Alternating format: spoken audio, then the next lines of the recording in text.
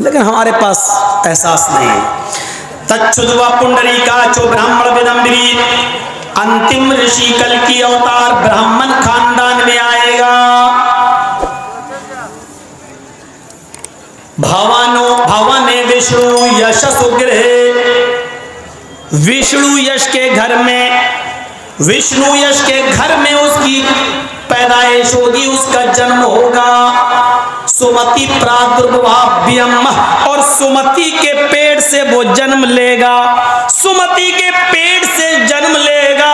उसके जन्म लेने के बाद बरकतों के दरवाजे, बरकतों के द्वार खुल जाएंगे। उसके जन्म लेने के पश्चात बरकती बरकत हो जाएगी। ये लिखा हुआ है कल की पुराण अध्याय 2 मंत्र नंबर 61 में। ब्राह्मण खानदान में आने का मतलब, हिंदू धर्म में सबसे ऊंची कौम ब्राह्मण खानदान, ब्राह्मण कौम मानी जाती है, और उच्च वंश, सबसे ऊंचा वंश भी वही माना जाता है। तो उच्च वंश का मतलब ऊंचे खानदान में। अल्लाह के नबी सल्लल्लाहु अलैहि वसल्लम आखिरी नबी, अरब के सबसे ऊंचे खानदान, खानदान बनु हाशिम, सबसे अच्छी कौम कौम कुरैश, सबसे पावरफुल कौम कौम कुरैश, और सबसे ऊंचे खानदान खानदान बनु हाशिम में आपका जन्म हुआ था। ब्राह्मण का एक माना ये होता है वो अल्लाह वाली कौम होगी, ब्राह्मण ब्रह्मा वाली अल्लाह वाली होगी, इसमें कोई शक नहीं है। जो लोग खाने काबा की हिफाजत करते थे, 360 बुतों की रखवाली करते थे, वो कौम सबसे ऊंची कौम मानी जाती थी, और ब्राह्मण अल्लाह वाली कौम मानी जाती थी। अल्लाह वाली कौम, ये अलग बात है, दीन इब्राहिमी में बहुत सी बिदअत रवाज पा चुकी थी, इसलिए खुराफातें उनके अंदर भी मौजूद थी, लेकिन इस कौम को सबसे ऊंची कौम कहा जाता था। और अल्लाह वाली कौम उसी ब्राह्मण कौम के अंदर, उसी अल्लाह वाली कौम के अंदर, उसी कौम कुरैश के अंदर जनाब मोहम्मद रसूलुल्लाह का जन्म हुआ। विष्णु यश गिरहे, विष्णु यश के घर में आएंगे। बाप का नाम बता दिया, वो घर किसका होगा? विष्णु यश। बाप का नाम क्या होगा? विष्णु यश। विष्णु अल्लाह के नामों में से एक नाम है। ब्रह्मा, विष्णु, शिव, ये अल्लाह के 3 नाम हिंदू धर्म में भी बताए गए। ब्रह्मा, विष्णु, शिव। ब्रह्मा ब्रह्मांड का रचयिता और रचनाकार बनाने वाला, दूसरा नाम उसका विष्णु, और तीसरा नाम शिव। विष्णु पैदा करने वाला, पालने वाला, और शिव मारने वाला, ये हिंदू धर्म के अंदर भी बताया गया। तो विष्णु अल्लाह के नामों में से एक नाम, और यश के माना भक्त। विष्णु यश, अल्लाह का भक्त। विष्णु अल्लाह का नाम, यश मानी बंदा, विष्णु यश अल्लाह का बंदा। मोहम्मद रसूलुल्लाह के बाप का क्या नाम था? अब्दुल्ला। क्या मतलब हुआ? अल्लाह का बंदा। मैं पूछ रहा हूं क्या मतलब हुआ? तो अब्दुल्ला। अरे अब्दुल्ला का मतलब पूछ रहा हूं तो कह रहा अब्दुल्ला। अब्द बंदा, और अल्लाह अल्लाह का नाम, तो अब्दुल्ला का मतलब अल्लाह का बंदा, विष्णु यश का मतलब अल्लाह का बंदा। वो किसके घर में आएंगे? विष्णु यश के, यानी अब्दुल्ला के। सिर्फ लैंग्वेज का, भाषा का फर्क है। किस घर में आएंगे? विष्णु यश, अब्दुल्ला। माँ का नाम क्या होगा? सुमति। सुमति के गर्भ से, सुमति के पेट से पैदा होंगे। सु सुंदर, संस्कृत देखिए, सु सुंदर, मति मानी शांति वाली, अमन वाली, खूबसूरत और शांति वाली। मोहम्मद सल्लल्लाहु अलैहि वसल्लम की माँ का नाम क्या था? आमिना, अमन वाली, शांति वाली। अल्लाह के रसूल किनके पेट से पैदा हुए? आमिना। ब्राह्मण खानदान में ऊंची कौम में आए, विष्णु यश अब्दुल्ला के घर में आए, सुमति आमिना के पेट से जन्म लिया।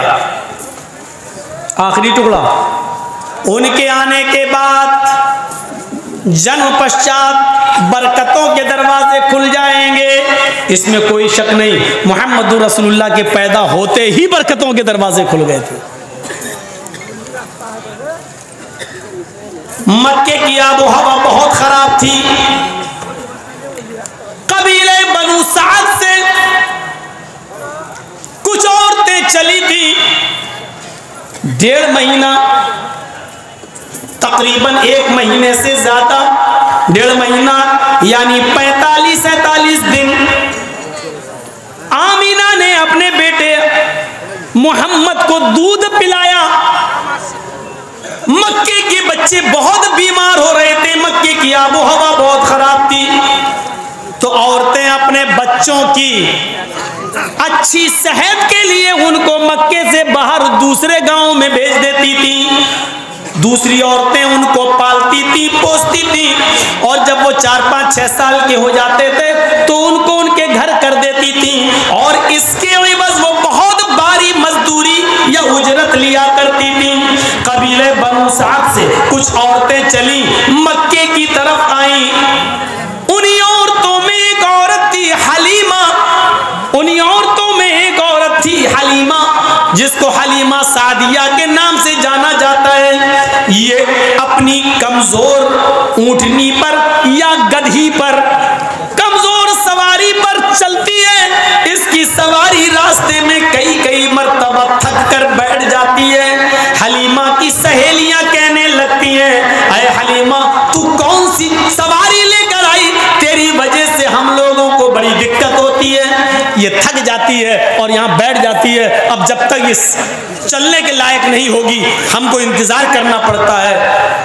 हलीमा कहती, मेरी सहेलियों मुझे अकेले छोड़ के मत जाना, तुम्हारे साथ आई हूं, तुम्हारे साथ ही चलूंगी, देखो मुझे अकेले मत छोड़ देना। हाँ अब तो लाए हैं तो लेके ही जाना पड़ेगा ना। रोते पीटते सस्ताते हुए ये चंद औरतें बनु साद से चलकर मक्के की बाउंड्री में दाखिल होती हैं, और मक्के में दाखिल होने के बाद कहती हैं, ऐ सहेलियों तुम सब अलग अलग कबीलों में गांव में चली जाओ, जाते वक्त हम लोग फिर एक रास्ते से हो जाएंगे और हम लोग एक साथ चलेंगे। जिसको जहां जिसका बेटा मिले वो ले लो और वो अपने साथ ले ले, हम लोग चलेंगे तो एक ही साथ चलेंगे। सारी औरतें एक एक कबीले में एक एक गांव में चली गई, अपनी अपनी किस्मत आजमाने लगी। मोहम्मदुर रसूलुल्लाह जो इस वक्त मोहम्मद इब्ने अब्दुल्लाह हैं, 1.5 महीने के हो चुके हैं। आमीना का बयान है उनकी मां का, जितनी औरतें कबीले बनु साद से आई, एक भी औरत ऐसी नहीं थी जो मेरे पास ना आई हो। हर एक औरत मेरे पास आती थी, मेरी गोद का बच्चा देखती थी, वो मुझसे बच्चा ले लेती थी, ले जाने के लिए तैयार रहती थी। मैं भी तैयार हो गई, ले जाओ, 4-5 साल के बाद मुझे दे देना। आमीना कहती है, जैसी वो बच्चे को गोद में लेकर चलती, चलने से पहले पूछती, आमीना तुमने मुझे इस बच्चे के बाप से तो नहीं मिलवाया है, क्या करता है इस बच्चे का बाप, कितनी इनकम है उसकी, इस बच्चे को मैं दूध पिलाऊंगी, 4-5 साल के बाद लेके आऊंगी, इस बच्चे के पालने के बदले में मुझे क्या मिलेगा क्या नहीं, जरा इसके बाप से तो मिलवा दो। आमीना कहती, मैं रोते हुए जवाब देती, आए बनु साद से आने वाली औरत, इस बच्चे का बाप तो जिंदा नहीं है, इसके पैदा होने से 2 महीने पहले ही वो इंतकाल कर गया है। जैसी वो दूध पिलाने वाली औरत ये सुनती, वो बच्चा मेरी गोद में डाल देती और कहती, अरे आमीना सॉरी मुझे माफ करना, मैं तेरे बच्चे को नहीं ले जा सकती, इस बच्चे का बाप ही जिंदा नहीं है, तू मुझे क्या दे देगी, जब बाप ही नहीं है मुझे अच्छी मजदूरी कैसे मिलेगी, हम किसी अमीर का बच्चा देखने जा रहे हैं। आमीना कहती, कोई एक औरत ऐसी नहीं थी जो मेरे पास आई हो और उसने मोहम्मद को न लिया हो, लेकिन जब बाप तक आई और बाप के बारे में सुना कि नहीं है तो वो मेरी गोद में छोड़ गई। हलीमा भी आई, हलीमा ने भी सुना जब मेरी बाप इस बच्चे का बाप नहीं है तो उसने भी बच्चा मेरी गोद में डाल दिया और आगे बढ़ गई, सबने मेरा बच्चा छोड़ दिया। आगे का जुमला सुनो, सारी औरतों को बच्चे मिल गए, जितनी औरतें चली थी कबीले बनु साद से, सारी औरतों को बच्चे मिल गए, लेकिन हलीमा को कोई बच्चा नहीं मिला। देख रहे हैं, जितनी औरतें आई थी सबको कोई ना कोई बच्चा मिल गया, लेकिन हलीमा को कोई बच्चा ना मिला। मैं इसको उल्टा घुमाकर यूं भी कह सकता हूं, मक्के के छोटे छोटे बच्चों को दूध पिलाने वाली दायाएं मिल गई मैं इसको यूं भी कह सकता हूं, सब औरतों को बच्चे मिल गए, हलीमा को कोई बच्चा नहीं मिला। इसको घुमाकर कहो तो यूं भी कह सकते हो, मक्के के अमीर बाप की औलाद को मक्के के अमीर उनके बच्चे औरतों को मिल गए, मोहम्मद जैसे गरीब बच्चे को कोई दूध पिलाने वाली मां न मिली, औरत न मिली। तो हलीमा ने सोचा खाली हाथ जाने से बेहतर है कि इस बच्चे ही को ले लूं, कुछ न कुछ तो देगी इसकी मां, चलो ले लेते हैं, ताने तो नहीं मारे जाएंगे, मेरी सहेलियां मुझे ताने तो नहीं मारेंगी, ब्लेम तो नहीं करेंगी कि देखो हलीमा को तो कोई बच्चा ही नहीं मिला, बेहतर है इसी बच्चे को ले लो। उसने दिल पर पत्थर रखकर ना चाहते हुए भी मोहम्मद को गोद ले लिया। ला तू वही अपना बच्चा दे दे, जो हो सकेगा तू दे देना, जब मैं इस बच्चे को तुझे देने के लिए आऊं तो दे देना, जो तेरे पास हो वही सेवा कर देना। हलीमा ने उस बच्चे को गोद में लिया और लेकर चल दी। सारी औरतें एक जगह इकट्ठी हो गईं और अपनी अपनी सवारियों पर बैठ गईं, चलने लगी। हलीमा की सवारी हवा से बातें कर रही है, ये वही सवारी है मरियल ऊँटनी जब आ रही थी, हलीमा जिस पर बैठी हुई थी ये रास्ते में थक कर बैठ जाती थी और सहेलियां कहती थी कौन सी सवारी लेकर आई है, इसने तो मेरा चलना दोभर कर दिया है, बार बार थक जाती है, न मर रही है न जिंदा ही है, ऐसी ऊँटनी को ऐसी मरियल सवारी को लेकर तू चली है। और हलीमा कहती थी साथ में आई हो, साथ में लेके चलना, मुझे अकेले मत छोड़ देना।